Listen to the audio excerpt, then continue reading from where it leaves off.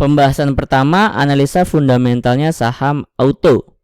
Pembahasan kedua, perhitungan valuasi saham auto. Video ini berdasarkan kondisi 5 Mei 2023.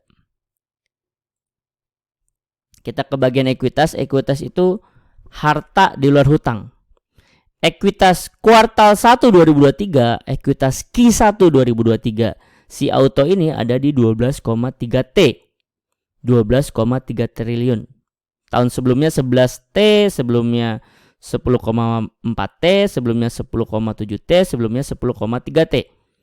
Jadi Q1 2023 yang sebesar 12,3 T ini, 12,3 triliun ini adalah ekuitas terbesar selama 5 tahun terakhir.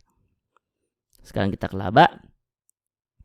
Laba Q1 2023 auto ada di 432 M. 432 miliar. Tahun sebelumnya 225 M, sebelumnya 163 M, sebelumnya 114 M, sebelumnya 159 M. Labanya juga gitu. Laba Q1 2023 yang sebesar 432 M ini adalah laba terbesar selama 5 tahun terakhir. Labanya terus meningkat dari tahun ke tahun dan bahkan yang sekarang laba tertinggi selama 5 tahun terakhir. Ekuitasnya dari tahun ke tahun meningkat, membesar, yang sekarang bahkan terbesar selama 5 tahun terakhir. Bisa disimpulkan fundamentalnya auto mewah. Fundamentalnya auto bagus.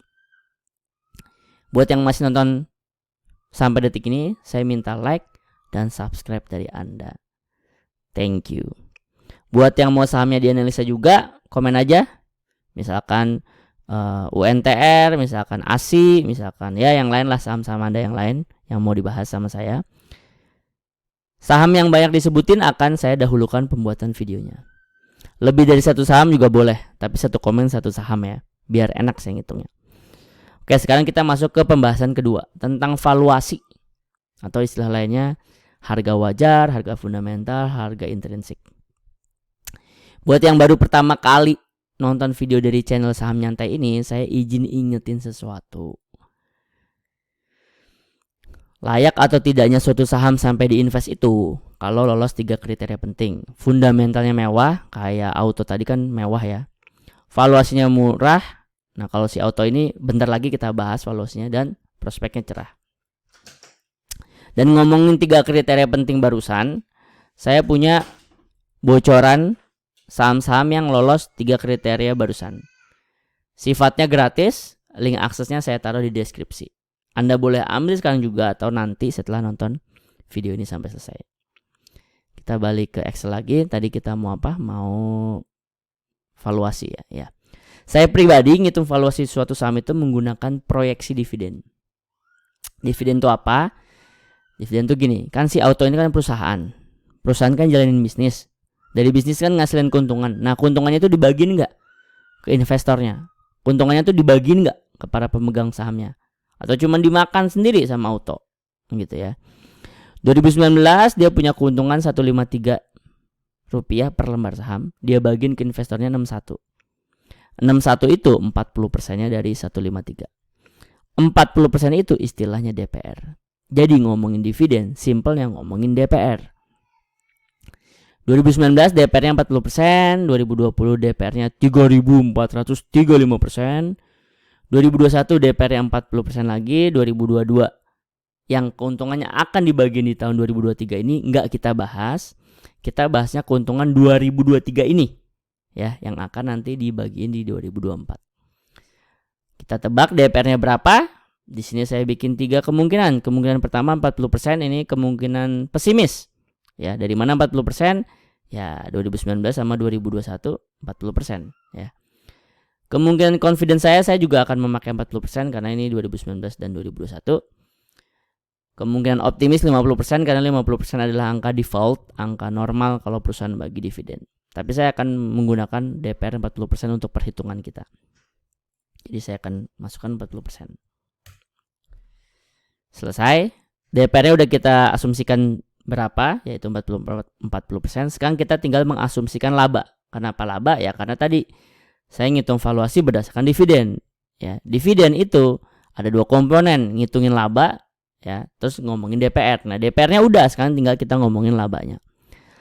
Laba Q1 2023 auto itu 432M. Laba di Q4-nya berapa persen nih perubahannya dari Q1-nya. Dan untuk mempermudah kita menebak terjadinya perubahannya berapa, kita lihat aja histori 4 tahun ke belakang.